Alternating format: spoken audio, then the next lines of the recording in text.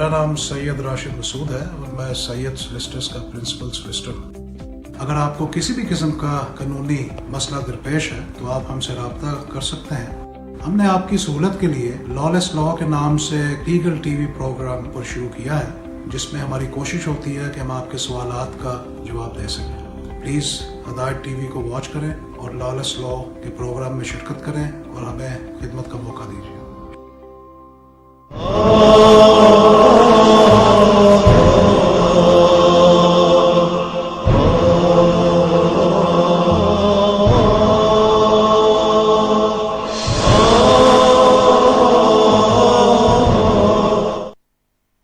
बिस्मिल्लाहिर्रहमानिर्रहीम, अल्लाहुम्मा सल्ली अला मुहम्मद व अला आलि मुहम्मद। नाज़रीन, आप देख रहे हैं हदायत टीवी और प्रोग्राम है लॉलेस लॉ। इस प्रोग्राम में हम आपको खुशामदीद कहते हैं और मैं हूं आपका होस्ट मलिक टीपू सुल्तान।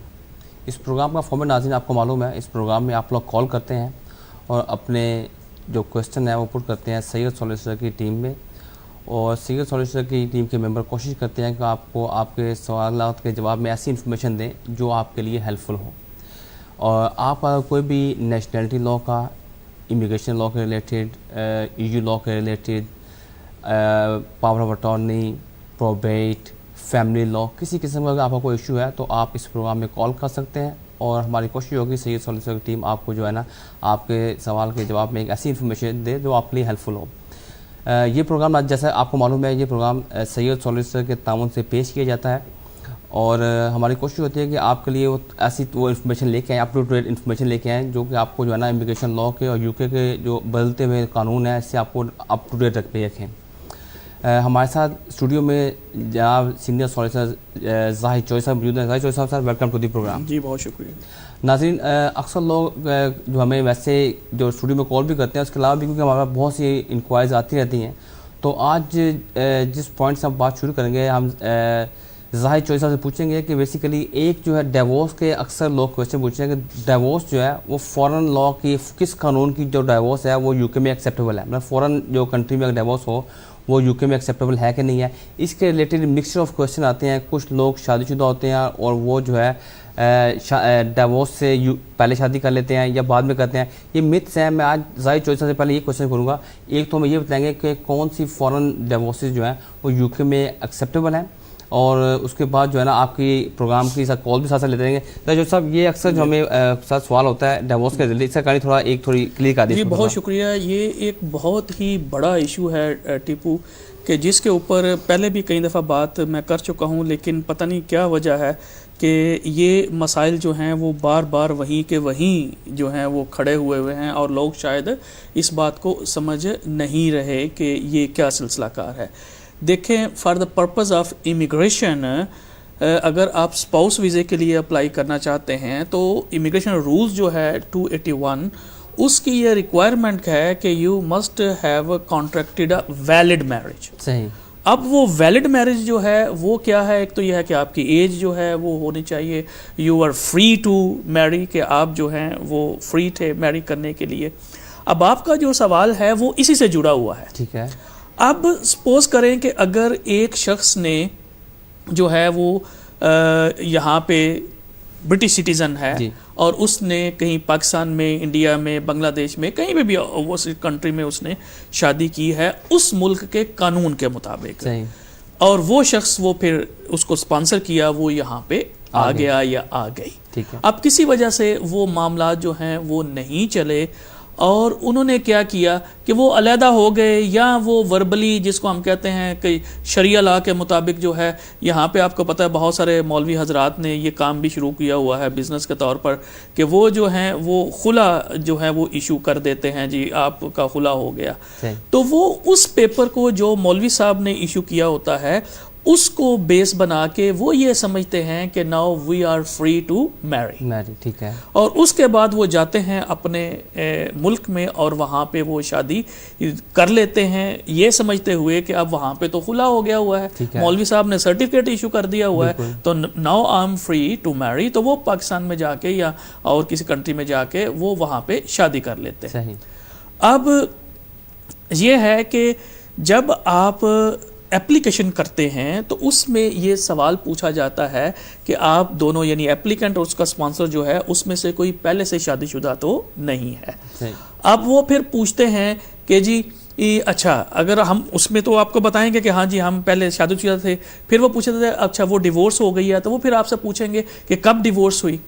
अच्छा, अब अगर उसमें आप वो जो आपको मौलवी साहब ने इशू किया हुआ है डिवोर्स का डॉक्यूमेंट, अगर वो आप उसकी डेट लिखेंगे जी अच्छा फलां डेट को, फिर इसमें आपने अपना ओरिजिनल डिवोर्स सर्टिफिकेट जो है वो इशू करना होता है। और समझ लें प्लीज़, जो भी मेरी बात ये देख रहे हैं वो समझ लें कि ऐसा सर्टिफिकेट जो मौलवी साहब ने किया हुआ है वो एक प्रॉपर डिवोर्स कॉन्स्टिट्यूट नहीं करेगा। यानी यूके के लॉ के मुताबिक आप उस वक्त तक फ्री नहीं होंगे जब तक कि आप जो हैं वो यूके की कोर्ट्स जो हैं वहां से आप मैरिज डिसॉल्व नहीं कर लेते। ठीक है। इस सूरत हाल में अब आपके पास दो सूरत हाल हैं। ठीक है, अब अगर आप सपोज करें कि आप यहाँ पे थे, एक शख्स ब्रिटिश सिटीजन है या सेटल है, उसने यहाँ किसी स्टूडेंट से शादी कर ली है और वो शादी उन्होंने रजिस्टर कर ली। ठीक है जी। अब वो फिर किसी वजह से मामलात जो हैं वो नहीं हुए और एक शख्स जो है वो चला गया अपने कंट्री ऑफ ऑरिजिन में। अब क्या है, अब सूरत हाल ये है कि जो स्पाउस यहाँ रह गया है उसके पास ये इख्तियार है कि वो जो यूके की फैमिली कोर्ट है उनकी जुरिस्डिक्शन जो है उसको वो इन्वोक कर सकता है, उसको इस्तेमाल कर सकता है। ठीक है, लिहाजा क्योंकि ऑब्वियसली जब शादी हुई वो भी यहाँ पे हुई है, दोनों फ्रीकान जो हैं वो previously they were habitually resident of UK, अगर नहीं भी थे तो अब जो रिस्पोंडेंट है यानी जो यहाँ से कर रहा है एप्लीकेशन या पटिशनर जो है वो अभी भी हैबिचुअल रेजिडेंट्स है यूके का, तो वो ये सारी चीज़ें जो हैं वो यूके की जो कोर्ट्स हैं उनको ये इख्तियार देती हैं कि वो डिवोर्स इशू कर दें। ठीक है जी, उसको हम कहते हैं डिग्री एब्सोल्यूट। सही। तो अगर आपकी शादी यूके के लॉ के मुताबिक यहाँ रजिस्टर है या पाकिस्तानी लॉ के मुताबिक पाकिस्तान में रजिस्टर्ड थी और यहाँ आई है, इन दोनों सूरतों में अगर आप यूके की कोर्ट में जाना चाहते हैं तो फिर वहाँ से आपको जब डिग्री एब्सोल्यूट मिल जाएगी तो फिर आप फ्री होंगे टू मैरी अगेन। ठीक है, जब तक आपको जो है वो डिग्री एब्सोल्यूट नहीं मिल जाती उस वक्त आप कानूनी तौर पर जो हैं वो फ्री नहीं हैं शादी करने के लिए। इसलिए अगर आप डिग्री एब्सोल्यूट से पहले ही आप जाके शादी कर लेंगे तो सिर्फ इसी पॉइंट के ऊपर होम ऑफिस आपकी एप्लीकेशन रिफ्यूज़ कर देगा कि आपने एक वैलिड मैरिज जो है वो कॉन्ट्रैक्ट नहीं की। ठीक है, वो कहेंगे कि जिस वक्त आपने मैरिज की है दूसरी उस वक्त तो आप फिर मैरिज करने के लिए आजाद शादीशुदा थे। बेसिकली आप तो शादीशुदा थे, आप तो थे ही नहीं। तो इन शॉर्ट नाज़रीन कहने का मकसद ये कह रहे हैं कि बेसिकली अगर आपने शादी पहले की हुई है, डिवोर्स आप वर्बली हो गई है या आपने इस्लामिक डिवोर्स ले लिया तो वो यूके में बेसिकली एक्सेप्टेबल नहीं है। आपको वैलिड डिवोर्स जो है या यूके के कोर्स लेनी पड़ेगी या आप ये भी हो सकता है कि आप फौरन अगला वो जो हम उसी तरह मैं आ रहा हूँ कि अब क्योंकि ये अब दूसरा जो आपने कहा फॉरेन डिवोर्स है, ये तो हमने यहाँ पे लोकल डिवोर्स के बाद आपने करनी है। फिर अगर आप सपोज करें कि एक खातून है, ठीक है, क्योंकि जैसे मसलन यहाँ पे तो खुला आप मैंने कहा है कि होता नहीं है ये ना, वो तो मौलवी साहब जो मर्जी करते रहे वो तो उनकी अपनी मर्जी है लेकिन कानूनी तौर पर नहीं है। अगर यही खातून जो है पाकिस्तान में जाके, ठीक है मैं पाकिस्तान की एग्जांपल सिर्फ दे रहा हूँ, किसी भी कंट्री में जाएगी और अगर वो वहाँ की कोर्ट के अंदर खुला जो है वो करेगी अप्लाई करेगी या वो डेजोल्यूशन ऑफ मैरिज, ये देखें तनसीह निकाह उसको हम कहते हैं, ये दोनों सूरतों में हो सकता है। और वो खातून जो है वो जाके वहाँ पे, क्योंकि खुला जो है वो तो खातून का ही राइट है, इसलिए खुला मर्द नहीं कर सकता, वो खातून ही करेगी। अगर वो पाकिस्तान की जो फैमिली कोर्ट हैं वहाँ के अंदर जाके वो खुला या डेजोल्यूशन ऑफ मैरिज तनसीह निकाह का केस करेगी और कोर्ट उसको डिग्री कर देता है, कोर्ट उसके ऊपर फैसला कर देता है, तो जो पाकिस्तान की फैमिली कोर्ट के अंदर जो खुला की सर्टिफिकेट होगा या डिसोल्यूशन ऑफ मैरिज का सर्टिफिकेट होगा, फैसला जो होगा वो भी एक्सेप्टेबल है, ठीक है। अगर वो हो जाता है तो उसके बाद भी आप जो हैं वो फ्री हैं to contract another marriage, ठीक है। ये एक और उसमें पॉइंट होता है कि ये जो अगर मैरिज ये उनके लिए है कि जिनकी मैरिज पाकिस्तान में हुई है, कि जिनकी मैरिज मिसाल के तौर पर यूके में ही हुई है और उसकी जो पार्टनर थे वो आउट ऑफ कंट्री चले गए हैं जी। और अगर यूके वाले तो नहीं चाहते, लेकिन जो आउट ऑफ कंट्री चले गए वो अगर उस कंट्री में जाकर फाइल करते हैं किसी भी कंट्री में, तो फिर उनको उस सिचुएशन में क्या होगा? जुरिस्डिक्शन जो है वो है, ठीक है जी, तो वो फैमिली कोर्ट में आप कर सकते हैं, ठीक है। इसमें एक तीसरी जो पोजीशन ये है जी। अब देखें डिवोर्स के लॉ को समझ, क्योंकि पाकिस्तान में जो ये डिवोर्स और शादी की रजिस्ट्रेशन ये सारे मामला जो हैं ये होते हैं मुस्लिम फैमिली ऑर्डिनेंस 1961 के तहत, ठीक है, ठीक है। उसमें फिर ये है कि अगर आप सपोज करें खुला, अगर तो औरत है जी, औरत ने तो खुला के लिए वो फैमिली कोर्ट में जाएगी। अगर मर्द जो है वो अगर फैमिली कोर्ट में नहीं जाता तो वो क्या करेगा जी? जो मुस्लिम फैमिली ऑर्डिनेंस 1961 में जो तरीकाकार लिखा हुआ है वो ये है कि वो उसी तरीके से स्टाम्प पेपर के ऊपर एक डिवोर्स डीड बनाएगा, ठीक है जी, और वो जो ओरिजिनल है वो अपनी जो स्ट्रेंज वाइफ है उसको भेजेगा, जो भी उसका जो एड्रेस नोन होगा उसके ऊपर, और उसकी एक कॉपी जो है वो मुतलका चेयरमैन यूनियन काउंसिल को भेजेगा, ठीक है जी। अब वो चेयरमैन यूनियन काउंसिल जो है उसका प्रोसीजर फिर ये है कि वो ऑब्वियसली एक मसलती कमेटी जो है वो बनाएंगे और उसमें वो दोनों फरीकैन को पर्सनली या थ्रू देयर लॉयर्स वो उनको बुला के कहेंगे कि क्या राजीनामे का कोई गुंजाइश है, ये है वो है, ये सारी बातें तो वो कोशिश करेंगे, ठीक है। लेकिन अगर वो समझते हैं कि राजीनामा नहीं हो सका तो फिर चेयरमैन यूनियन काउंसिल जो है वो 90 डेज गुजरने के बाद वो एक सर्टिफिकेट इशू करेंगे, सही, ठीक है। तो वो जो सर्टिफिकेट है वो भी एक लीगल डॉक्यूमेंट है, ठीक है। तो उसके बाद भी you are free to marry again, ठीक है जी। यानी कोर्ट के जरिए खुला, कोर्ट के जरिए डेसोल्यूशन ऑफ मैरिज, चेयरमैन यूनियन से वो सर्टिफिकेट ऑफ डिवोर्स वो, और इसी तरीके से यूके के अंदर डिक्री एब्सोल्यूट। ये अगर आप इनमें से कोई चीज आपने ले ली है तो फिर उस सूरत हाल में आप फ्री हैं। उससे पहले अगर आपने दूसरी मैरिज कर ली है तो वो ऑब्वियसली आपके लिए कानूनी तौर पर मसाइल जो हैं वो क्रिएट हो सकेंगे। उसको फिर करेक्ट करना ज़रा बड़ा मुश्किल हो जाता है। मतलब सपोज करें कि अब आपने शादी वहाँ पे कर ली है और उसके बाद आपने अब यहाँ पे अप्लाई कर दिया डिवोर्स के लिए। अब वो डिवोर्स आपकी हो भी गई, आपको डिग्री एब्सोल्यूट हो मिल भी गई, फिर भी जब आपने स्पाउस वीज़े के लिए अप्लाई करना है तो वो आप कहेंगे कि अच्छा जी आपकी शादी कब हुई, आपने वहां पे वो डेट लगी जब आपकी पाकिस्तानी मैरिज सर्टिफिकेट के ऊपर है। फिर उन्होंने कहा जी अच्छा डिवोर्स कब हुई, तो आपने जब डिवोर्स हुई तो वो पे लगा दिया, तो वो वहां से ही आप पकड़े जाएंगे। वो कहेंगे कि जब आपकी डिवोर्स हुई है उससे पहले आपने शादी कैसे कर ली, बिल्कुल ठीक हो गया। तो इसलिए ये काफी इंपॉर्टेंट चीज है जितने भी आपके देखने वाले हैं उनके लिए कि देखें ये एक बड़ा इंपॉर्टेंट इशू है। अगर किसी वजह से मामला तय नहीं हुए तो पहले आप जो पहली मैरिज थी उसको पूरी तरीके से डिसॉल्व करें और उसके बाद इतनी कोई जल्दी ना किया करें, पहले मामला जो है। और फिर जो भी है मैं अक्सर ये कहता हूं कि वकील को काम बेशक ना दें लेकिन वकील से मशवरा तो कर लें। और यहाँ पे हम बैठे हुए हैं फ्री ऑफ चार्ज में आप लोगों को ये इंफॉर्मेशन देने हुए। अब मेरी इतनी 10 मिनट की गुफ्तगू के बाद भी अगर कोई बंदा इसी ट्रैप में फंस जाता है तो फिर हम क्या कर सकते हैं उसके लिए। नाज़रीन को मैं एक मैसेज दे दूं।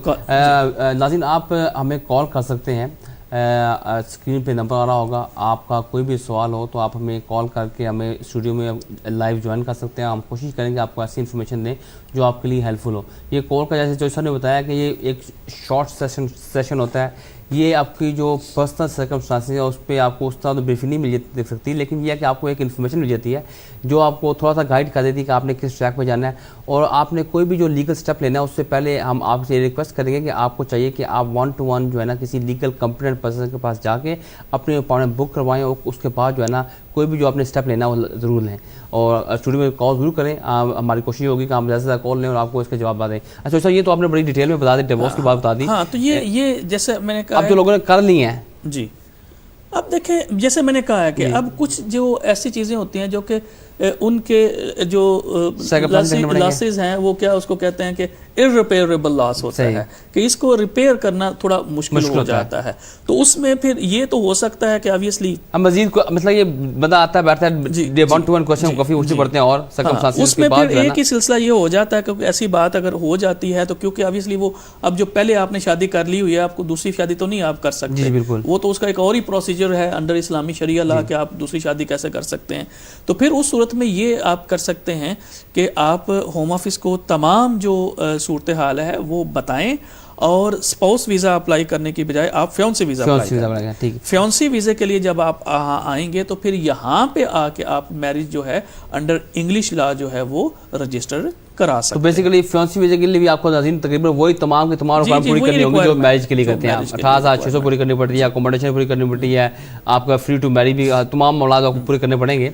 उसके बाद वो एक इसमें और ऑप्शन भी हो सकता है कि अगर तो के एक्सेप्शनल सर्कमस्टांसेस हैं और बच्चे भी इन्वॉल्व हैं तो आप आउटसाइड इमिग्रेशन रूल एप्लीकेशन कर सकते हैं। ठीक है, मेरा कॉल साथ है जी। अस्सलाम वालेकुम। वालेकुम सलाम जी सर, कौन सा आप सवाल पूछिए अपना। हेलो जी, अस्सलाम वालेकुम सर, आप लाइव हैं, अपने साथ सवाल पूछ लें। सर मेरा सवाल ये है कि मैं फेल्ड असylum सीकर हाँ जी ते मेरे 3 बच्चे ने, एक 22 साल का 22 साल की बेटी, एक 19 साल की, एक 16 साल का। ठीक है, मैं 7 ईयर बेस से अप्लाई किया सी मार्च 5 मार्च 2020। ठीक है, बाई डाक मैं डिसेबल हाँ और मैं बाई डाक परमिशन लैके फिर बाई डाक भेजता। ठीक है, उत्थे मेरा 5 मार्च रिसीव हो गया है और हाले तक कोई डिसीजन नहीं आया। मेरी मिसिज का अपना आ गया जो करनी कहते की कहते जी जी मिसिज का उन्होंने बुलाया होम ऑफिस ने अंगूठे पिक्चर लैन वास्ते जी, लेकिन साडा हाले तक नहीं आया तो उनके बारे में बात करना जी। ठीक है, तुसी टीवी देखो, मैं दसना जी जो साहब। अच्छा, ये जो इन्होंने बताया है कि इन्होंने ऑब्वियसली ये होता है फर्दर सबमिशन की ये बात कर रहे हैं। फर्दर सबमिशन जो है वो नॉर्मली ये होती है कि इन पर्सन होती है, लेकिन आजकल तो वैसे ही कोरोना की वजह से, या अगर कोरोना ना भी जब होता था तो उस वक्त भी लॉ में ये गुंजाइश मौजूद है कि अगर आपके सर्कमस्टांसेस कुछ ऐसे हैं कि आप पर्सनल अटेंडेंस नहीं आपकी हो सकती तो आप बाय पोस्ट भी भेज सकते हैं। तो ये सर जी ने बताया कि ये कोई डिसेबिलिटी का इशू है तो इन्होंने बाय पोस्ट भेजा और वो उनको रिसीव भी हो गया हुआ है। लेकिन इनको ज़्यादा परेशानी की बात इसलिए नहीं है कि अभी तो कोरोना की वजह से भी बहुत सारा बैकलॉग है और वैसे भी जो फर्दर सबमिशन वाले केसेस हैं वो थोड़ा टाइम लेते हैं। तो इसलिए अब इसमें जो इम्पोर्टेंट चीज़ है कि आपने 7 ईयर रेजिडेंसी के लिए आपने अप्लाई किया है तो उसमें जो आपके बच्चे अब 18 साल से ऊपर हो चुके हैं उनके लिए आपका थोड़ा मसला जो है वो बन सकता है। तो उसके लिए हो सकता है कि होम ऑफिस उनसे ये कहे कि वो अपने राइट पे असाइलम क्लेम करे, लेकिन अगर कोई ऐसी बात हो तो फिर आप फोन कीजिएगा, फिर आपको बताएंगे कि उसमें क्या कर सकते हैं। ठीक है, तो बाकी ये कॉल आ गया जी। अस्सलाम वालेकुम, ज़्यादा इंपॉर्टेंट है जी। वालेकुम सलाम जी। जी सर, अपना सवाल बात कर सकते जी आप करें बात, आप लाइव हैं, अपना सवाल पूछिए आप।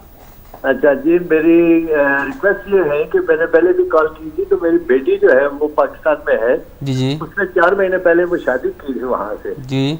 तो यहाँ पे उसकी जो सैलरी वगैरह है वो अब 18.6 जो है उससे ऊपर जी। ठीक है, अब मुझे ये पता करना था कि वहाँ से वो अप्लाई कर रहे हैं तो यहाँ से मैंने एक तो सोलिसिटर से बात की थी तो वो कहने लगे कि वहाँ पे उनका ये जो क्रिमिनल सर्टिफिकेट है ये होना चाहिए और टीबी टेस्ट होना चाहिए।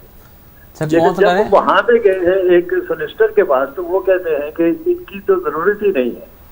ठीक है, प्लीज जरा ये मुझे बता दें कि ये कौन कौन से डॉक्यूमेंट्स उनको वहाँ पे इंटर करने हैं, क्योंकि वो कल परसों तक वो इंटर कर रहे हैं। ठीक है, तो प्लीज जरा ये रहनुमाई करें। जी ठीक है, बहुत शुक्रिया। मैं क्वेश्चन हाँ ये मैं समझ गया हूँ इनका बात। ये इनकी बेटी ने मेरे पिछली दफ़ा किया था तो वो सुबह, लेकिन अगेन ये है कि जब आप डिफरेंट जगहों से पूछते हैं तो जो इन्फॉर्मेशन होती है वो थोड़ी मिक्सअप हो जाती है। तो ये इनकी बेटी ने पाकिस्तान में शादी की है और ये वहाँ पे अपने हस्बैंड के लिए अप्लाई करना चाहती हैं और उन्होंने कहा है कि वो जो हैं वो फाइनेंशियल थ्रेशोल्ड जो है वो पूरा करती हैं। तो किसी ने उनको बताया है कि उनको वहाँ से क्रिमिनल सर्टिफिकेट जो है वो भी चाहिए होगा। अच्छा। तो ये बेचारे परेशान हैं। मैं जी आपको बता देता हूँ, दोबारा सुन लें, ट्यूबरकुलोसिस टेस्ट यानी जिसको आप टीबी टेस्ट चाहते हैं वो तो उसकी तो ज़रूरत है, ठीक है, लेकिन ये जो क्रिमिनल सर्टिफिकेट होता है जो पुलिस स्टेशन से लेता है वो स्पाउस वीज़े के लिए नहीं है, ठीक है, उसकी ज़रूरत नहीं है। फिर आप देख लें अगर आपकी बेटी भी वहाँ पे है और वो वहीं पे एप्लीकेशन जमा कराना चाहती है और वहीं पे डॉक्यूमेंट्स भी जमा कराना चाहती है तो उसके लिए तो ऑब्वियसली एक लिस्ट है, मैं आपको मोटी मोटी चीज़ें बता देता हूँ कि उनको 6 महीने की वेज स्लिप लगानी पड़ेंगी, उन्हीं 6 महीने की जो है वो वेज स्लिप जो है वो लगानी पड़ेंगी, उन्हीं की बैंक स्टेटमेंट लगानी पड़ेगी, एम्प्लॉयड से लेटर लगाना पड़ेगा, टेनेंसी एग्रीमेंट या जहाँ रहते हैं वहाँ जो सूरत हाल है कि आपके साथ रहना है आके उन्होंने, तो आपकी तरफ से जो है वो लगाया जाएगा कि घर आपका है, आपके साथ प्रॉपर्टी असेसमेंट रिपोर्ट उसको हम कहते हैं वो साथ लगेगी, बच्चे का जो इंग्लिश टेस्ट है A1 लेवल का एटलीस्ट वो साथ जो है वो लगेगा, मैरिज सर्टिफिकेट लगेगा, अगर इंग्लिश में नहीं है तो उसकी इंग्लिश में सर्टिफाइड ट्रांसलेशन होगी, तो पासपोर्ट होंगे आप उस लड़के का भी और लड़की का भी, इसके अलावा और पे स्लिप्स वगैरह जो आपको जी वो मैंने बता दिया कि 6 महीने के पे स्लिप होंगे। तो ये मोटी मोटी सी चीज़ें हैं जो मैंने आपको बता दी हैं, लेकिन जो आपका सवाल था वो क्रिमिनल सर्टिफिकेट के लिए तो उसकी ज़रूरत नहीं है। तो वैसे अगर क्रिमिनल सर्टिफिकेट बनाना भी हो तो पाकिस्तान में इजी है, मेरे ख्याल से आप एप्लीकेशन देते हैं थाने जाके वो बन जाता है, लेकिन उसकी जरूरत नहीं है। लेकिन अब कुछ जो पॉइंट बेस्ड सिस्टम में जो हो रहे हैं एप्लीकेशंस उसमें ये जरूरत होगी, ठीक है, ठीक है, इसलिए लोग उसको कंफ्यूज कर रहे हैं। तो ये जो फैमिली वाला है इसके लिए हाँ उस सूरत में वो सबको लेना पड़ेगा, लेकिन ये जो फैमिली वाला है स्पाउस वाला है इसमें क्रिमिनल जो है उसकी जो है वो रिक्वायरमेंट नहीं है। ठीक हो गया। अच्छा आप बात करते इससे पहले क्या नाम है डिवोर्स में बात कर ली हम, एक और जो 7 रियल रूल जो ना, एक जो हमारे पहला कॉलर थे उन्होंने बात की कि वो 7 ईयर पे थे, उन्होंने बेसिकली फेल्ड जालिम पे थे। एक तो ये तो 7 ईयर पे 7 ईयर को ऑन इस ऑन जो है ना कोई जालिम नहीं कर रहा है, उसका थोड़ा ब्रीफली एक्सप्लेन कर दें कि उसमें चाइल्ड का क्वालिफाइड चाइल्ड का वो कौन सा है और कैसे होता है और किस पेज पे वो पे जो उनके पेरेंट्स हैं चाहे उनकी एडवर्स इमिग्रेशन हिस्ट्री भी है वो भी अप्लाई कर सकते हैं। देखें बात यह है कि हमें ये समझना चाहिए पहले क्वालिफाइड चाइल्ड जो है उसको डिफाइन किया गया है एक तो इमिग्रेशन एक्ट के अंदर और दूसरा इसको डिफाइन किया गया है अपेंडिक्स FM में, ठीक है जी, और उसका EX उसके ऊपर। तो वो क्वालिफाइड चाइल्ड वो है जो कि या तो ब्रिटिश है जी या फिर वो उसको UK के अंदर रहते हुए जो है वो 7 साल हो गए, वो 18 से छोटे हैं बेसिकली, और उनकी एज जो है वो 18 साल से कम है, तो उसको हम कहेंगे क्वालिफाइड चाइल्ड। ठीक, अगर आप ये समझते हैं एक उसमें दोनों ही आ जाते हैं, इसमें भी लोग समटाइम कंफ्यूज हो जाते हैं जी कि हम अगर वहां से आए हैं तो 7 साल होंगे या यहाँ पैदा, आपने 7 ईयर की रेजिडेंसी शो करनी है। आप डजेंट मैटर कि आप अगर वहाँ से आए थे और उसके बाद आप जब आप बच्चे के साथ आए थे तो अब बच्चे को यहाँ रहते हुए 7 साल हो गए, यहाँ बच्चा यहाँ पे पैदा हुआ है और उसको अब यहाँ 7 साल हो गए हैं, तो दोनों सूरत हाल जो हैं दोनों में वो बच्चा जो है वो क्वालिफाई कर जाएगा एज हिज और हर ओन राइट, ठीक है जी। अब इसके अंदर जो लॉ है थोड़ा समझने की ज़रूरत है, लोग सम टाइम थोड़ी जल्दी भी कर जाते हैं, चीज़ों को समझते नहीं हैं।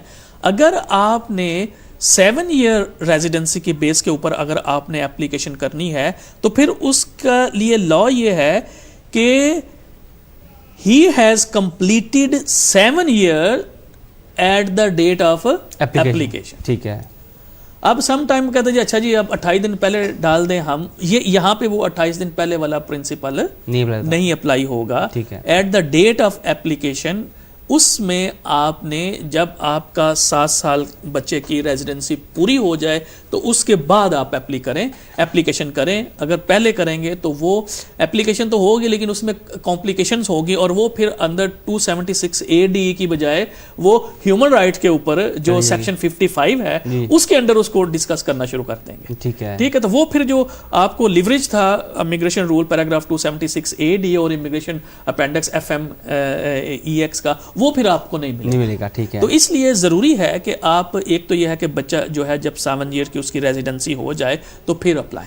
अच्छा, इसमें अब जो एक और इम्पॉर्टेंट जो फैक्टर है वो ये है कि इंट्रोड्यूस इन्होंने कराया था, फिर लेटर, पहले जब इनिशियल में ये 7 ईयर रेजिडेंसी आई थी तो उस वक्त तो ये रीजनेबिलिटी टेस्ट नहीं था, लेकिन बाद में फिर इन्होंने इंट्रोड्यूस करा दिया कि जी बच्चा 7 साल से यहाँ रह रहा है और अब ये रीजनेबल नहीं है कि उस बच्चे को वापस भेजा जाए। ठीक है, ये बहुत ज़रूरी है। कुछ लोग ये समझते हैं कि शायद ये 7 ईयर जो है ये क्वालिफाइंग राइट है। ठीक है, कि जी हमने सिर्फ ये साबित करना है कि बच्चे को यहाँ रहते हुए 7 साल हो गए हैं।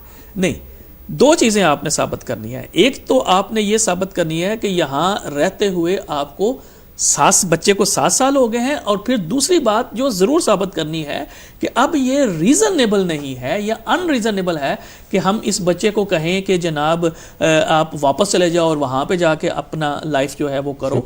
तो ये इसको हम कहते हैं रीजनेबिलिटी टेस्ट। तो ये दोनों चीजें हमने साबित करनी है। अब ये जो रीजनेबिलिटी टेस्ट है ये कैसे साबित होगा, ये सवाल उठ जाता है। ठीक है जी, अब उसमें यह है कि हमने ये साबित करना है कि ये जो बच्चा है अब यहाँ पे अपनी प्राइवेट और फैमिली लाइफ एस्टेब्लिश कर चुका है। ठीक है, अब अगर बच्चा स्कूल में जाता है वहां पे उसके दोस्त होंगे, वहां पे उसकी टीचर्स हैं, वहां पे उसके क्लास फेलो हैं वहां पे, तो ये सारे कॉल है जी। कॉल जी, अस्सलाम वालेकुम। हेलो जी, अस्सलाम वालेकुम। अस्सलाम वालेकुम, क्या हाल है, खैरियत से? जी अल्हम्दुलिल्लाह। जी, सबसे बात करनी है। जी, आप सर लाइव हैं, अपना सवाल पूछें और जवाब टीवी पे सुन लें। अस्सलाम वालेकुम। जी जी, वालेकुम सलाम, सवाल पूछें। ये मैंने पता करना था, मेरे शादी का पाकिस्तान से आया था जी 2005 में। ठीक है, तो दोबारा मैंने शादी 2015 में की थी, तो मेरे 3 बच्चे हैं जिनके ब्रिटिश पासपोर्ट है। क्या मैं बच्चों के ब्रिटिश, क्या मैं अपनी वाइफ को किसी तरीके से बता सकता हूँ? कौन से, जो पहले वाली वाइफ थी? Second wife. अब डिवोर्स आपकी हो चुकी हुई है? जी नहीं। जी, बहुत शुक्रिया जी, आप समझ गया हूँ बात मैं आपकी। जी, थैंक यू सर, बहुत शुक्रिया। अच्छा, ये वही है जो हमने सबसे पहले जो हमने शुरू किया था कि वो जब ये आए तो पीछे कोई वाइफ थी, फिर यहाँ पे इनको किस तरीके से मिल गया है। तो अगर आप स्ट्रेट फॉरवर्ड जवाब पूछेंगे तो उन्होंने ये कहा कि 2005 में शादी यहाँ पे आए हैं, अब यहाँ उनके ब्रिटिश बच्चे हैं, एक उन्होंने शादी 2015 में की है अब। जी जी, तो अब जो 15 वाली बीवी है वो उसकी बात कर रहे हैं। तो वो यही मैंने उनसे पूछा है कि क्या आप डिवोर्स हो चुके हैं पहले से? तो अगर तो आप जो पहली वाइफ हैं उनसे, जो मैं शुरू में कहा था, अगर उनसे डिवोर्स करने के बाद शादी की है फिर तो बड़ा बिस्मिल्लाह, फिर तो आप उनको बुला सकते हैं। लेकिन अगर अभी आपने 2015 वाली शादी जो है वो अगर आपने डिवोर्स होने से ऐसे पहले कर ली है और अब अभी स्टिल आप मौजूदा वाइफ के साथ रह रहे हैं, तो उस सूरत हाल में तो ये मुश्किल होगा। हाँ, अगर आप इस वक्त अपनी वाइफ के साथ जो पहले वाली थी उनके साथ सेपरेशन है, तो फिर उस सूरत में एक out of immigration rule application जो है वो हो सकती है, लेकिन it will be quite tough. ठीक है जी।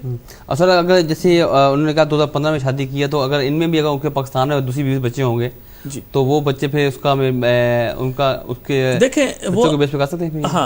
हाँ, लेकिन अगर अगेन ये है कि अगर इनके वो बच्चे वहाँ पे हैं पाकिस्तान के अंदर, अब ये क्योंकि काफी लंबा सवाल बन जाएगा। अब अगर वो बच्चे पैदा हुए हैं इनकी नेशनैलिटी के बाद, ठीक है, फिर तो उन बच्चों का राइट हो जाएगा कि वो ब्रिटिश नेशनैलिटी के लिए अप्लाई कर सकते हैं। ठीक है, लेकिन अगर वो बच्चे जो हैं वो पहले पैदा हुए हैं, ठीक है, लेकिन जैसे मैंने कहा उन्होंने 2015 में की है, ठीक है ना, 2015 में। अब इन 5 सालों में अगर जो बच्चे पैदा हुए हैं, अगर तो इनके पास नेशनैलिटी थी, तो वो बच्चे जो हैं वो ब्रिटिश नेशनैलिटी के लिए वो वहां सीधा डायरेक्ट पासपोर्ट के लिए अप्लाई कर लेंगे। अगर वो बच्चों के पासपोर्ट हो जाएं तो फिर वो बच्चे जब यहाँ आएंगे तो फिर बच्चों की बेस के ऊपर वो वालदा आ सकती है। ठीक है। टू जॉइन ब्रिटिश चिल्ड्रन, ठीक है, वो लॉ की जो कैटेगरी है उसके अंदर वो आज मैं आपको बेसिकली प्रोग्राम हम देते हैं इन्फॉर्मेशन।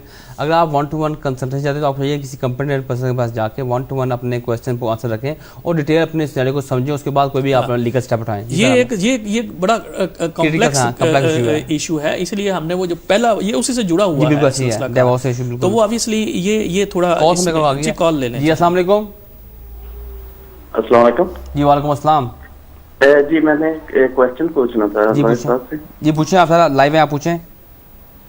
जी मुझे पूछना है कि मैंने शादी की थी पाकिस्तान में 2015 में, ठीक है, तो उस टाइम मेरे पास इंडेफिनिट लीव था, ठीक है, तो अभी मेरे पास 1 साल हो गया जो मुझे नेशनलिटी मिली, तो उसके इंडेफिनिट स्टे के अंदर मुझे जो बच्चे तो माशाल्लाह वहाँ पे पैदा हुए, उनका स्टेटस क्या होगा? तो अभी मैं वाइफ को बुलाना चाहता हूँ, मुझे कितनी इनकम शो करनी पड़ेगी? आपकी ये एक ही वाइफ, पहली शादी आपकी?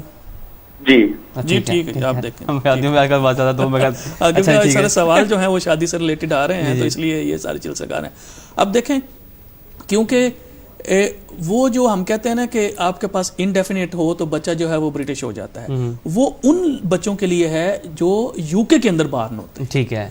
अब इन्होंने ये कहा कि मेरे पास इनडेफिनेट था और मेरे बच्चे वहां पे पैदा हुए, ठीक है, इसलिए वो बच्चे की नेशनैलिटी नहीं होगी, ठीक है, इसलिए उनको एंटी क्लियरेंस के लिए अप्लाई करना पड़ेगा कि वो अपने जो, अब इन्होंने कहा मुझे, अब ये उनको उसी वक्त बुलाना ना चाहिए था जब इंडेफिनेट हुआ था, इंडेफिनेट वाले भी बुला सकते हैं, ठीक है, ऐसा जरूरी नहीं है कि आप जो है वो सिर्फ ब्रिटिश होंगे तो फिर ये भी बोला कि आप सेटल हैं या ब्रिटिश हैं तो फिर आप उनको बुला सकते हैं, ठीक है। अच्छा, जो दूसरा अब सवाल यह है कि इनके अब वाइफ है और इनके 2 बच्चे हैं, ठीक है, अब इनके लिए वो अप्लाई करेंगे एंटी क्लियरेंस के लिए, स्पाउस वीजा, और बच्चे उसके ऊपर डिपेंडेंट होंगे, तो उसके लिए वाइफ की जो रिक्वायरमेंट है फाइनेंशियल, वो है 18,600, ठीक है। अब इसमें इनको क्या ऐड करना है? इसमें पहले बच्चे के लिए इनको ऐड करना है 3,800 पाउंड, ठीक है, और जो दूसरा फिर बच्चा है उसके लिए ये ऐड करेंगे 2,400 पाउंड, ठीक है, यानी 18,600 एड 3,800 एड 2,400, ठीक है। तो इसको करके तो ये आपको इनकम अब चाहिए होगी, यानी ग्रॉस एनुअल इनकम अगर आपकी ये बन जाएगी, इसको ऐड करके देख लें आप, कैलकुलेटर इसमें सब नहीं है, मैंने करके दे देता, मैंने वैसे आपको बता दिया। तो अब आप ये अपनी इनकम शो करेंगे तो फिर आप उनको बुला सकते हैं, वही ना, आप उनको बुला सकते हैं, ठीक है जी। अच्छा, एक और अक्सर लोग इस चीज़ को कंफ्यूज करते हैं कि शायद इंडेफिनिट लीव टू रिमेन था, बच्चे बाहर पैदा, तो वो कहते हैं हम बच्चे की as a British registration application कर लेते कर देंगे, तो ये भी ऐसा भी कुछ सिस्टम है? जैसे मैंने, हाँ, इसे ये भी हो जाता है सिलसिला कार। तो देखें, इसके लिए मैंने ये कहा है कि ये जो है ना कि अगर मसला सपोज करें यहाँ पे हैं हस्बैंड एंड वाइफ है यहाँ पे, ठीक है, दोनों के पास लिमिटेड लीव टू रिमेन थी, ठीक है, और या नहीं भी थी, ठीक है जी, बच्चा पैदा उनका हो गया यहाँ पे, ठीक, उसके बाद सब्सिक्वेंटली पेरेंट्स में से किसी एक को इंडेफिनेट मिल गया, जो ही पेरेंट्स में से किसी एक को इंडेफिनेट मिल गया तो उस सूरत में वो जो बच्चा यहाँ पैदा हुआ था वो इंटाइटल हो गया कि उसको as a British citizen register करा दे, ठीक है, रजिस्ट्रेशन होती है बच्चों की, ठीक है। लेकिन जो बच्चे आउटसाइड ऑफ यूनाइटेड किंगडम पैदा होंगे, ठीक है, उनके लिए ये रायत नहीं है, ठीक है, वो ब्रिटिश नेशनैलिटी के लिए अप्लाई नहीं कर सकेंगे, ठीक है, वो सिर्फ, हाँ, जो ब्रिटिश थे, ब्रिटिश जो मैंने पहले कॉलर के सवाल में कहा था कि अगर जो है वो ब्रिटिश नेशनल है और नेशनैलिटी के बाद उनके बच्चे पैदा हुए हैं तो वो फिर वो डायरेक्टली जो है वो वहां से अप्लाई कर सकते हैं पासपोर्ट के लिए। ये भी आपका कॉम्प्लेक्स है, देखिए, ये भी देखना पड़ेगा कि जो यहाँ पे पेरेंट है जो कि ब्रिटिश हुआ है, उसने ब्रिटिश नेशनैलिटी कैसे ली है, ठीक है। अगर तो वो नेचुरलाइज हुआ है, ठीक है जी, तो फिर तो आप उसका पासपोर्ट उसको मिल जाएगा, ठीक है जी। लेकिन अगर उस बंदे ने नेशनैलिटी उसको मिली है थ्रू हिज पेरेंट्स, ठीक है, और वो खुद भी आउटसाइड यूके पैदा हुआ था, फिर नहीं ट्रांसफर तो फिर ये ट्रांसफर नहीं होगी, क्योंकि उस सूरत में सिर्फ आप एक जनरेशन तक की नेशनैलिटी जो है उसको आप ट्रांसफर कर सकते हैं। तो ये अगेन कॉम्प्लेक्स सूरत हाल होती है, इसलिए मैं अक्सर ये कहा करता हूं, देखें कि कोई भी काम करने से पहले कि एक दफ़ा सिर्फ जो है वो कंसल्ट कर लिया करें, ताकि आपको वो इंफॉर्मेशन मिल जाए जिससे आपको पता हो कि वेयर यू स्टैंड। उस कोई भी काम करने से पहले, जैसे आपने कहा है कि कोई भी एप्लीकेशन करने से पहले आप कम से कम आपके पास पूरी लीगल गाइडेंस जो है वो आपके पास ज़रूर मौजूद होनी चाहिए। हम यहाँ पे बैठ के आपको इंफॉर्मेशन देते हैं, उससे आपको पता ज़रूर चल जाता है कि वेयर यू स्टैंड। इसके अलावा जी नाज़रीन, मैं आपको दोबारा रिमाइंड करूँगा कि आप हमारा जो स्क्रीन पे नंबर आ रहा होगा, अगर आप चाहें हमें ज्वाइन करना चाहें ज्वाइन कर सकते हैं। एक कॉल आ गई, फिर मैं कॉल ले लें। जी अस्सलाम वालेकुम। जी लाइव कॉल कर ली थी। जी सर, आप लाइव हैं, अपना सवाल पूछें और टीवी पे जवाब देख लें सर। हेलो जी सर, आप लाइव हैं, अपना सवाल पूछें। अस्सलाम वालेकुम जी। जी वालेकुम सलाम। चौधरी साहब से एक छोटा सा टेक्निकल क्वेश्चन पूछना था। एक बच्चा जो यूके में पैदा होता है और यहाँ पे 10 साल रह जाता है, तो वो तो ब्रिटिश नेशनैलिटी के लिए रजिस्ट्रेशन के लिए क्वालिफाई कर जाता है जी। एक बच्चा अपने माँ बाप के साथ स्टूडेंट वीजे की शक्ल में या विजिट वीजे की शक्ल में आता है, उसकी उम्र सिर्फ 6 माह होती है और वो भी 10 साल पूरे कर जाता है जी। तो उसको ये सहूलत नहीं मिलती। इसके बारे में कोई केस फाइट किया जा सकता है? मैं आपका जवाब टीवी पे सुन लेता हूँ। जी जी, बहुत शुक्रिया जी जी, थैंक यू। देखें, ये एक थोड़ा टेक्निकल इशू है, जैसे उन्होंने खुद किया है कि वो जो 10 साल वाला रेजिडेंस है वो भी जो है वो अंडर नेशनैलिटी एक्ट जो है वो सेक्शन नहीं डिस्क्रिप्शन नहीं, वो लॉ है, ठीक है, वो सेक्शन है उसके अंदर, जिसमें अगर बच्चा यहाँ पैदा हुआ और उसने जिसको लिख लें ताकि मैं जी अस्सलाम वालेकुम। जी अस्सलाम वालेकुम। हेलो अस्सलाम वालेकुम सर। जी वालेकुम सलाम सर। सर ये बस कॉल में ही हूँ, ये आ रही है कॉल में लानी है लॉयर साहब। जी आप सर लाइव हैं, अपना सवाल पूछें। जी सुने, मैं लाइव ही हूँ जी, लाइव हैं आप। अच्छा, सवाल पूछूं मैं? जी पूछें जी पूछें। हेलो जी सर, आप लाइव हैं, सवाल पूछें अपना।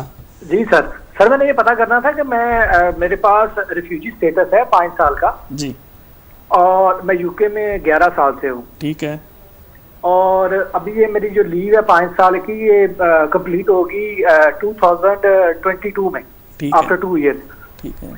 तो इससे पहले मेरा स्टेटस जो था वो लीगल नहीं था, इलीगल था। 3 साल मैंने इलीगल स्टे किया, उसके बाद मेरा असाइलम अप्रूव हुआ था, ठीक है। तो सर उसके बाद जब मैं अपनी नेशनलिटी अप्लाई करूंगा आफ्टर 5 इयर्स, तो उसमें वो मुझे प्रॉब्लम तो नहीं क्रिएट करेंगे? जो मैं पीछे इलीगल था कि वो 10 इयर्स की हिस्ट्री काउंट करेंगे पीछे जी, कि वो मेरी हिस्ट्री कैसी है पीछे? और कोई सवाल? बस यही है सर। बस सुने जी, मैं बताता हूँ, आप सुनिए। ठीक है। अच्छा सर, पहले हम डिस्कस करते हैं सर आपका सवाल, हम इसके बाद उसका जवाब देते हैं पहले। अच्छा पहले हम डिस्कस करते हैं 10 साल का वो कहते हैं वो अब वो उसके लिए शर्त ये है ब्रिटिश नेशनैलिटी एक्ट में कि बच्चा यहाँ पैदा हो, ठीक है। इन्होंने ये बात कही है कि जी बच्चा जो है वो आउट ऑफ यूके पैदा हुआ, यहाँ पे आया जब वो 6 मंथ का था, और उसके बाद उसने 10 ईयर जो है वो यहाँ पे पूरे कर लिए हैं। अब उसको लीगली चैलेंज इसलिए नहीं मुश्किल होगा इनके लिए, उसको जुडिशियल रिव्यू में लेके जाने के लिए कि उसकी अल्टरनेट रेमेडी मौजूद है 7 ईयर रेजिडेंसी की। अब अगर बच्चे ने 10 साल यहाँ, वो आया था 6 महीने का, अब उसको 10 साल यहाँ अगर हो गए हुए हैं, तो वो जो है वो बच्चा जो है वो उसको 7 ईयर रेजिडेंसी के ऊपर अप्लाई कर ले, ठीक है, उसका वो 2.5 ईयर का वीजा हो जाएगा, उसकी नेशनैलिटी नहीं होगी। तो मैं आपको ये सजेस्ट नहीं करूंगा कि इसको थ्रू जुडिशियल रिव्यू चैलेंज करें, क्योंकि जुडिशियल रिव्यू में होता है कि अगर आपके पास कोई अल्टरनेट रेमेडी ना हो, इसमें आपके पास अल्टरनेट रेमेडी मौजूद है जी। अच्छा, ये वो एक दूसरा सवाल आप रिफ्यूजी वाला करते हैं, उसके बाद कोई मुझे मैसेज भी आया हुआ है ऑनलाइन, वो भी पढ़ता हूँ। रिफ्यूजी जो है स्टेटस उन्होंने 5 साल से उनको मिला हुआ है, वो 11 साल से यहाँ पे, वो कह रहे हैं जब नेशनलिटी अप्लाई करूंगा तो मुझे क्या वो 10 साल वाला जो नेशनलिटी का अप्लाई करेगा गुड जी? देखें, जैसे उन्होंने खुद बताया कि इससे पहले वो 3 साल उनके पास वीजा नहीं था, तो मोस्ट लाइकली फिर ये है कि जब ये नेशनलिटी अप्लाई करेंगे तो वो उनको वही 10 साल वाला जो है उसके ऊपर ही लगाएंगे कि जब से इनको वीजा मिला वहां से जब इनके 10 साल पूरे होंगे तो उसके बाद वो इनकी नेशनलिटी होगी। लेकिन अगेन इसमें कोई कायल है नहीं। अच्छा, लेकिन इसमें यह जरूर है कि सेक्रेटरी ऑफ स्टेट के पास डिस्क्रेशन है। अगर आपके पास वो जो अरसा जो है उसमें जब आपके पास वीजा नहीं था, अगर उसमें आपके पास ये एविडेंस मौजूद है कि आप पब्लिक फंड नहीं ले रहे थे, आप कहीं को काम नहीं कर रहे थे, या कुछ आपकी मजबूरी क्या थी, अगर वो एक अच्छा केस बना के आप उनको भेजें तो हो सकता है कि वो उसको एक्सेप्ट करें। ये नेशनलिटी की बात करें, इंडेफिनिट हो जाएगा, इंडेफिनिट लीव टू रिमेन उनको पहले। हाँ नहीं, उसकी तो कोई मसला नहीं है ना, उसका कोई मसला नहीं है। लेकिन ये है कि नेशनलिटी के लिए भी ये है कि अगर ये सारी चीजें बताएंगे उनको तो हो सकता है कि नेशनलिटी भी हो जाए। ऐसा वो क्वेश्चन सारे को जो मैं ऑनलाइन मिला उसमें ये कह रहे हैं कि बेसिकली जो पर्सन जो है उन्होंने पहले पाकिस्तान में शादी की थी और उसके बाद हुआ ये कि वो वहाँ से बेसिकली यूके में आ गए, यहाँ पे आगे सेटल हो गए हैं और यहाँ पे उनके बच्चे हो गए, सेटल वाइफ हो गई, बच्चे हो गए। अब ये जो पहले बच्चे थे जो पाकिस्तान में थे उनका वो ओवर 18 हो गए हैं, तो उनका कुछ हो सकता है? जी कॉल लेते हैं। जी अस्सलाम वालेकुम। चाहिए साहब। जी वालेकुम सलाम। सर मैंने ये अभी 10 साल वाला आपसे सवाल पूछा था, वो तो आपकी बात बिल्कुल ठीक है कि उसके पास 7 ईयर की रेमेडी है और उस रेमेडी पे उसने वो अपना 2.5 साल वाला वीजा भी उसको मिल चुका हुआ है, लेकिन ये अनफेयर नहीं है कि वो फिर दोबारा अपने माँ बाप के साथ 10 साल पूरे करेगा इंडेफिनेट तक पहुंचने के लिए? जी कुछ चीजें थोड़ी मैं फोन पे सॉरी तो आपका सवाल सुन लेता हूँ जी टीवी पे। ठीक है जी सुने जी ठीक है। हाँ वो कह रहा है कि क्या इसकी पॉसिबिलिटी है कोई टेक्निकल कोई केस आएगा फाइट करें तो शायद देखें जैसे मैंने कहा है ना कि अब इसको सिर्फ आप जुडिशियल रिव्यू के थ्रू ही चैलेंज कर सकते हैं, तो ये एक टेस्ट केस उस सूरत में बन सकता है कि ये देखें ये अनफेयर है इसके लिए। लेकिन देखें बात ये होती है कि वो एक प्रोवर्ब बोला जाता है कि लॉ इज ब्लाइंड। जी बिल्कुल कि वो लॉ के अंदर वो एहसासात जो हैं वो नहीं, वो चीज़ों को ब्लैक एंड वाइट में देखता है। बिल्कुल। तो ब्लैक एंड वाइट में वो यही कहेंगे कि जनाब आप जुडिशियल रिव्यू में तो ज़रूर आए हैं, लेकिन क्योंकि आपके पास रेमेडी मौजूद थी और आपने वो रेमेडी अवेल भी कर ली और आपके बच्चे को वीज़ा मिल भी चुका हुआ है, ये थोड़ा सा अनफेयर ज़रूर है। तो लेकिन यह है कि अगर आप करना चाहें, आपके पास वक्त और पैसा मौजूद है, तो आप चैलेंज करके देख लें इसके लिए। लेकिन जैसे मैंने कहा है कि कोई तगड़ा रजिस्टर करें, क्योंकि ये एक टफ केस होगा अगर आप इसको करना चाहते हैं, ठीक है। लेकिन मैं इसको शायद सजेस्ट ना करूं, ठीक है। अच्छा दूसरा वही बात जो मैसेज आया था ऑनलाइन, वो उसमें कहते हैं कि पहले शादी थी, यहाँ पे आ गए, यहाँ पे हो गया, अब पुराने बच्चे बीवी हैं, उनको कोई यहाँ पे क्या बनेगा उनका? जी ठीक है, वो बच्चे भी 18 से ऊपर हो गए, 18 से ऊपर हो गए हैं, ये मसला क्रिएट हो सकता है और प्रमा फेशाई उनके लिए वीजा लगना मुश्किल है। ठीक है, ठीक है, जो 18 से ऊपर हो गए हैं। ठीक है, आप एप्लीकेशन कर सकते हैं कि अगर आप ये साबित करें कि देयर आर एक्सेप्शनल सर्कमस्टांसेस, ठीक है, और वो बच्चे जो हैं वो स्टिल आप पे डिपेंडेंट है, ठीक है, ठीक है ना। अगर वो कुछ बीमार हैं या अगर वो स्टूडेंट हैं, पढ़ रहे हैं, आप ही उनको पैसे दे रहे हैं, लेकिन अब सपोज करेंगे कि 30 साल का बच्चा है, अब 18 से तो ऊपर ही हो गया हुआ है, लेकिन अब उसके लिए ज़रा मुश्किल हो जाएगा। लेकिन अगर सपोज करें कोई 18.5 का है, 19 का है, तो उसके लिए ये एक ऑप्शन ज़रूर मौजूद है कि आप आउट ऑफ इमिग्रेशन रूल जो है वो एप्लीकेशन करें, जिसमें आप ये साबित करने की कोशिश करें कि वो बच्चा जो है वो स्टिल आपके ऊपर डिपेंडेंट है, यानी आप उसकी एजुकेशन और बाकी लाइफ के जितने भी सारे बड़े बड़े डिसीजन हैं वो अभी आप ही करते हैं, आप ही के पास उसकी पेरेंटल रिस्पॉन्सिबिलिटी है। अगर ये सारी चीज़ें आप साबित कर देते हैं तो उसमें क्या होगा कि उसमें फिर होम ऑफिस जो है, ये ऐसे केसेस ज़रूर मौजूद हैं कि वो हो जाता है। लेकिन ज़्यादा केसेस की तादाद उन लोगों की है जहाँ पे जैसे 2 बहन भाइयों ने अप्लाई किया जी अपने पेरेंट्स को यहाँ मिलने के लिए, एक जो था वो अंडर 18 था, एक जो है वो ओवर 18 था। अंडर 18 वाला को तो डायरेक्ट दे दिया उन्होंने, बड़े वाला को कहा नहीं क्योंकि आप ओवर 18 है, हम आपको रिफ्यूज़ करते हैं विद राइट ऑफ अपील। तो उसमें भी अगर आप अपील में जाके एक अच्छा केस बिल्डअप कर लें, फाइट करें, और उसके लेकिन फाइट की बेसिस यही होगी कि ये जो बच्चा या बच्ची है ये स्टिल आप पे डिपेंडेंट है और आपकी पर्सनल जो है वो पेरेंटल रिस्पॉन्सिबिलिटी जो है वो उसकी। अच्छा सर, ये ये तो तब तक होती है जो नया जो 2021 में आ रहे हैं सिस्टम पॉइंट बेस्ड, इसमें आप कह सकते हैं कोई प्रोग्रेस हुई है, आपका समझते हैं इसमें कोई कंसंट्रेशन कंप्लीट हो गई है, एक्ट बनने जा रहा है, बन गया क्या? वो उसी तरह से है, वो वहाँ पे मौजूद होगा। ठीक है, उसके लिए हमने क्योंकि ये पहले भी आप बता दिया है लोगों को, जो मेरे ख्याल में पिछले वीक मैंने 2 वीक किया था इसके ऊपर, जो एक जो वीज़ा है health and care visa under tier 2, ठीक है, ये 4 अगस्त को ये हुआ, ये अभी इन्होंने किया है। तो उसमें जो आप हेल्थ से रिलेटेड जो हैं लोग प्रोफेशनल हैं उनके लिए भी है। इसके ऊपर मुझे याद आ गया, अच्छा कि आपने याद, आज एक सवाल इसमें आया हुआ था कि मुझे जो है वो ऑलरेडी एक प्राइवेट जो कंपनी है डायग्नोस्टिक मेडिकल है, उन्होंने मुझे ऑलरेडी जो है वो COS जो है वो इशू कर दिया हुआ है। तो क्या ये जो नया आने वाला है ये भी मुझ पे भी एप्लीकेबल होगा कि नहीं होगा? लेकिन देखें, क्योंकि इन शख्स को अगर वो देख रहे हैं, क्योंकि वो फॉलो करते हैं हमारे सारे चैनल्स को, तो वो इसलिए आप उनके लिए ये है कि आपको, क्योंकि ये चेक किया जाएगा कि जिस दिन आपको COS इशू हुआ उस वक्त लॉ की क्या पोजीशन थी। तो इस सूरत हाल में लेकिन फिर भी आप एडवांटेजस है ना, क्योंकि जिस वक्त आपको इशू हुआ था उस वक्त तो इतना ज्यादा मसला नहीं था, और आपने खुद भी कहा था कि आपकी जॉब जो है वो भी शॉर्टेज ऑक्यूपेशन लिस्ट में है, तो वो फिर आप उसमें आ सकते हैं, कोई उसमें ऐसा मसला नहीं है आपके लिए। मुझे नहीं ख्याल कि कोई ऐसी मसला नहीं होगा, आप पुराने सिस्टम के तहत ही आप ये सर थोड़ा सा इसको 4 का लगा, थोड़ा रिव्यू दोबारा लोगों को हल्का बता दें थोड़ी इन्फॉर्मेशन, ताकि थोड़ा अपडेट हो जाए इनको जरा। देखिए ये अगेन ये जो है ये एक नया वीज़ा कैटेगरी है जिसको हम कहते हैं health and care visa under tier 2। ठीक है, तो इसके लिए भी आपने वैसे ही करना है। अच्छा, इसके लिए क्या है कि आपके पास एक स्पॉन्सर होना चाहिए। ठीक है जी। अब वो स्पॉन्सर जो है वो स्पॉन्सर यहाँ पे होगा जो कि अपनी जो सर्विसेज है वो NHS और उससे मुतलका बॉडीज को जो है वो दे रहा है। ठीक है, तो ऐसे सूरत आगे ले लें। जी अस्सलाम वालेकुम। हेलो जी अस्सलाम वालेकुम सर।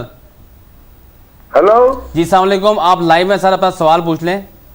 अच्छा जी, अस्सलाम वालेकुम जनाब। जी वालेकुम सलाम। मेरे पास ब्रिटिश पासपोर्ट है, मैं अपनी वाइफ को लेके आया था 2012 में। ठीक है, तो वो इंग्लिश नहीं आती थी, उसको मैंने स्कूल में कॉलेज में भी दाखिल किया था, लेकिन वो इंग्लिश पास नहीं कर सकती। ठीक है, और मेरे वकील ने केस डाला था फॉर एक्सटेंशन। ठीक है, 3 साल के लिए एक्सटेंशन हो जाए। ठीक है, लेकिन उसने वो एक गलती हो गई उससे कि उसने वो स्कूल वाला सर्टिफिकेट साथ लगा के भेज दिया कि ये इंग्लिश इसको नहीं आती। उन्होंने हमारा केस रिजेक्ट कर दिया था। ठीक, तो ये अभी तक हमने 3-4 ये कोर्टों में गए हैं, लेकिन उन्होंने बिल्कुल ही मतलब नो राइट ऑफ अपील। जी जी जी, ठीक ठीक ठीक, तो बिल्कुल ही जो है ना हमारा वो केस उन्होंने जो है खत्म कर दिया। बच्चे हैं, वाइफ मेरी बच्चे हैं यहाँ ही है, उन्होंने पिछले महीने वो रिमूवल के कागजात भेजे थे कि हमारा मुल्क छोड़ दो। बच्चे हैं आपके? ये बच्चे मेरे हैं, लेकिन वो अब जब मैं अपने बच्चे लाया था वो अंडर 18 थे। जी ठीक है, लेकिन अब आपको पता है वो 18 साल से ज्यादा हो गए। अब वो बच्चे इनके साथ आए थे? जी बच्चे इनके साथ आए थे दोनों। जी बहुत शुक्रिया जी, बहुत शुक्रिया। ठीक है, अपना जवाब ठीक भी सुन लें आप। ये देखें, बहुत ये अनफॉर्चुनेट है इनके साथ जैसा भी हुआ है वो ना, जैसा भी इनके साथ हुआ है। अब देखें, ये बता रहे हैं कि 2012 में वो आई थी ये। ठीक है, अब ये अगर जुलाई 2012 से पहले हैं तो फिर तो और सूरत हाल है, लेकिन अगर जुलाई 2012 के बाद से अगर आए हैं तो फिर वो जो है वो A1 टेस्ट पास करना पड़ता था। ठीक है जी, और उसमें जब फिर आप एक्सटेंशन के लिए अप्लाई करते थे तो इसी के ऊपर रिलाय कर सकते हैं। ठीक है, ठीक है जी। तो अब लेकिन अगर इन्होंने उसके बाद अप्लाई किया तो उसके बाद ऑब्वियसली जो स्पाउस वीजे की जो एक्सटेंशन है वो है कि उसके लिए आपको A2 लेवल टेस्ट जो है वो पास करना होता है। ठीक है, और अगर आपने नहीं किया तो फिर अब इसमें थोड़ा मसला ये हुआ है, मुझे लगता है कि इस केस इतना अच्छा नहीं हुआ उस पर कि इनके साथ बच्चे भी आए थे। ठीक है, ठीक है जी। अब अगर 2000 जिस वक्त वो बच्चे आए थे इसके साथ, तो उस वक्त वो बच्चे जो हैं वो अंडर 18 थे। ठीक है, लिहाजा ये देखा जाएगा कि इन खातून की जो पेरेंटल रिस्पॉन्सिबिलिटी उस वक्त क्या थी।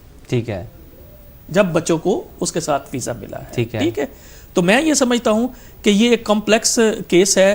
फौरी तौर पर तो मुझे ये इन्होंने बताया कि अपील्स भी सारी जो हैं वो हो चुकी हैं।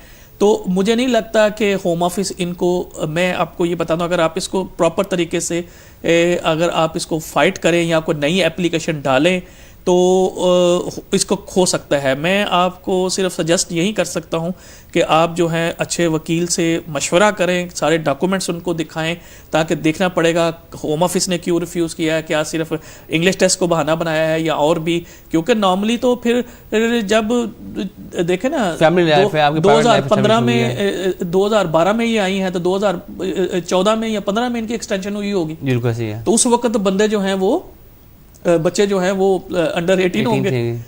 तो क्या हुआ है कि आप बच्चे तो अब ओवर 18 हुए होंगे, तो मुझे लगता है कि केस में कहीं कोई कुछ चीज़ें लाजी कुछ इतने कम्प्लेक्स केस होते हैं समटाइम इमिग्रेशन के कि सिर्फ कॉल के 2-3 मिनट में समटाइम मतलब एक्सप्लेन नहीं कर सकता।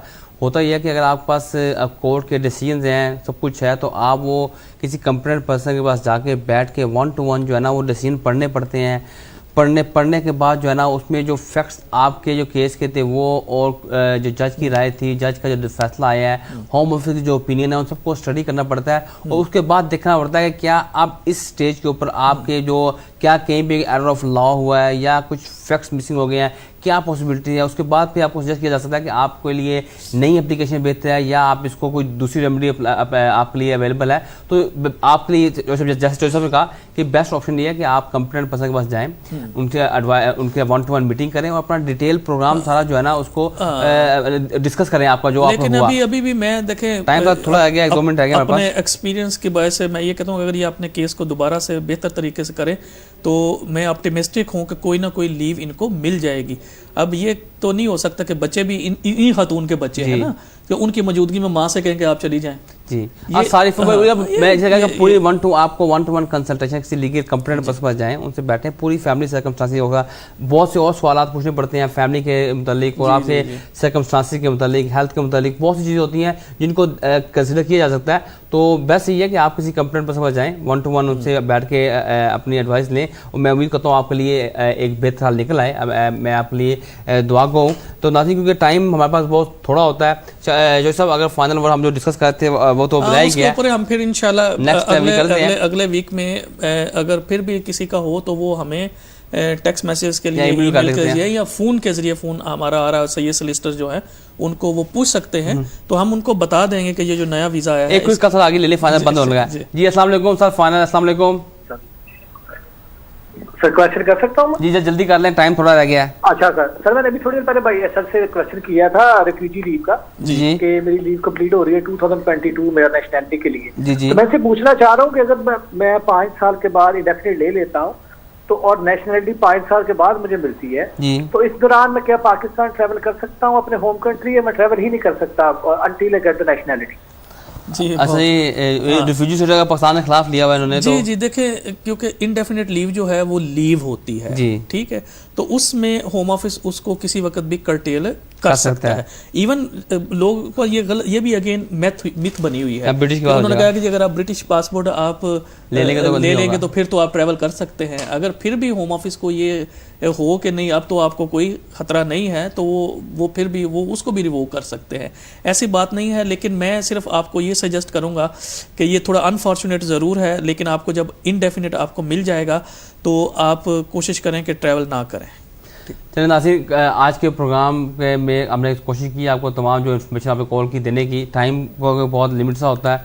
जाहिर होता है आपका बहुत बहुत शुक्रिया, आपने प्रोग्राम में ज्वाइन किया। नाज़रीन, आज के प्रोग्राम में इतना ही था। मुझे अपने होस्ट मलिक टीपू सुल्तान को इजाज़त दीजिएगा। अपने गिरदनवा के लोगों का ख्याल रखिएगा। Until next time, next week same time, Allah हाफिज़।